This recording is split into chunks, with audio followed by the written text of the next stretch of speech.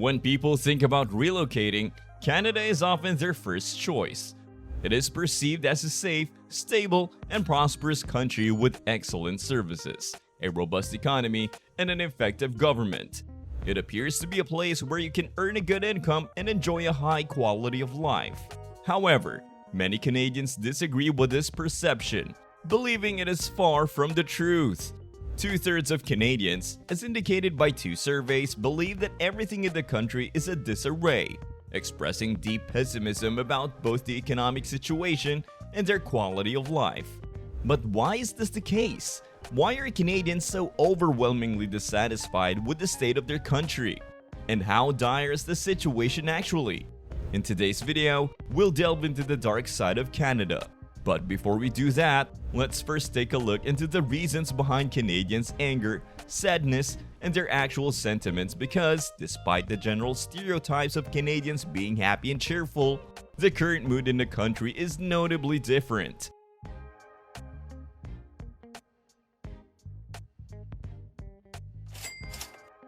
Surveys revealed that more than half of Canadians are upset about how their country is being managed, and two-thirds believe that Canada is seriously flawed. Concerns about the economy and the ability to afford daily necessities are widespread. Additional data supports this blend of sadness, frustration, and pessimism. The majority of Canadians express dissatisfaction with their country, sensing a decline in the quality of life compared to the past, and a notable deterioration in Canadian services. Regardless of the specific poll or survey, the overall picture remains consistent and unappealing. Canadians harbor greater concerns and negativity about their economy and personal well-being than individuals in almost any other developed nation. The prevailing sentiment towards Canada is worse than it has been in recent history. Although Canada continues to attract many immigrants, they are becoming less enamored with the so-called Canadian dream. Research indicates that a growing number of immigrants are opting to leave Canada voluntarily, citing dissatisfaction with the quality of life and economic prospects. What's causing this shift in perception? Despite Canada's reputation for near perfection, a closer examination reveals cracks in the idealized image. Let's delve into the factors contributing to these sentiments. Number 1. Canada's severe housing crisis. You might be aware of the global housing crisis, but Canada is currently facing one of the most challenging situations. Presently, Canada boasts one of the least affordable housing markets worldwide. Over the past decade, the value of an average Canadian home has more than doubled, and rent prices have increased similarly. Affording a rental property has become extremely difficult, while purchasing a home has become nearly impossible. In Toronto, the average resident allocates 120% of their income to rent, and in Vancouver, you must earn at least $250,000 to qualify for a mortgage.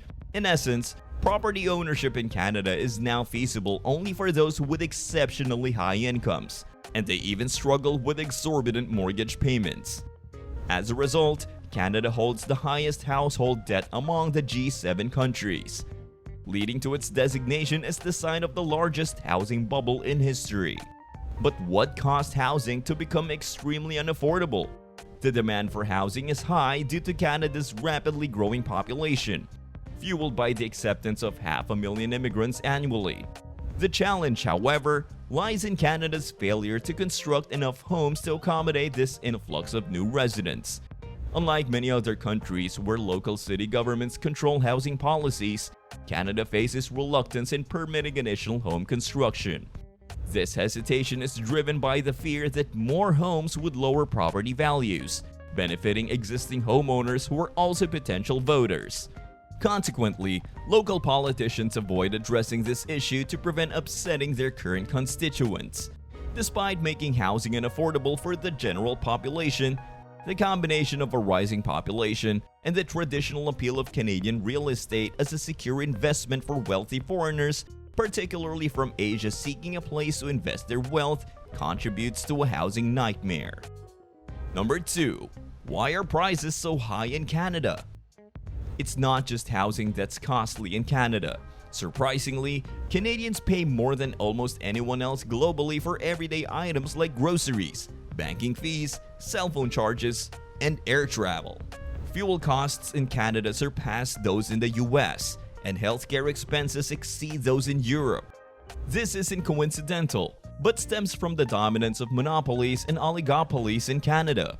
In simpler terms, a few giant companies control most Canadian industries. And this situation is not accidental, but rather the outcome of a questionable strategy pursued by various Canadian governments. At the core of this approach is Canada's lasting concern that its local companies might be overwhelmed by larger and more aggressive competitor from the United States. While this worry is valid given the proximity to the world's largest and highly competitive economy, it has led Canada to become excessively protective. Canada is convinced that the only way to prevent this scenario is by aiding its companies to become as large as possible. Unlike most countries where governments strive to prevent companies from becoming overly large, Canadian governments generally support their expansion. Consequently, Canada's economy is dominated by a small number of massive corporations with minimal competition. Monopolies, as numerous studies indicate, are detrimental to everyone except the companies themselves.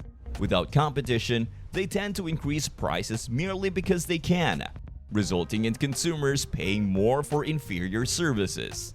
Additionally, these companies become less competitive on the global stage because of their comfortable situation at home. This situation is why you likely won't find a single Canadian corporation with global success, highlighting another aspect of the problem.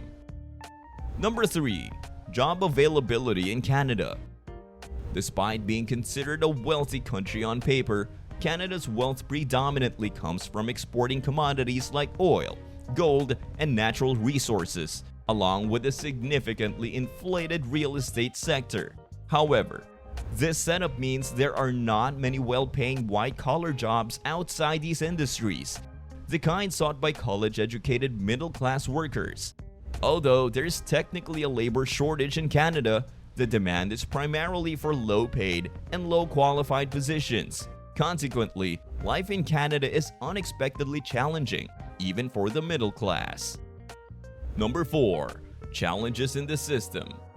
While Canada is known for its reputed high quality and easily accessible public services, especially when compared to the United States, this is no longer entirely accurate. A glaring example is healthcare. Presently, only 37% of Canadians believe they would receive proper medical care in a sudden emergency, compared to 70% of Americans with a similar viewpoint.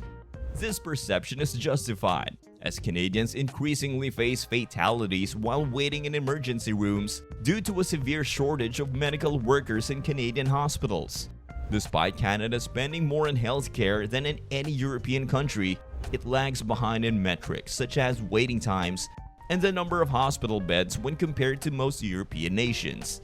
Consequently, the once prideful Canadian healthcare system is currently ranked among the worst among OECD countries. This issue significantly contributes to Canadians viewing the management of their country as deeply flawed. In reality, the romanticized view of Canada as a modern utopia doesn't really hold up upon closer inspection. Canadians' life satisfaction has been decreasing over the past decade, and with the worsening housing crisis, high living expenses, monopolized economy, and declining public services, this decline isn't unexpected. Sadly, unless Canada promptly tackles these problems, the once idyllic perception of the country will increasingly diverge from reality. Do any of you have plans to move to Canada? If so, what are your thoughts about it now? Let me know about it in the comments below. If you enjoyed today's video, then please hit that like button, subscribe, and ring that notification bell as well. We would greatly appreciate it.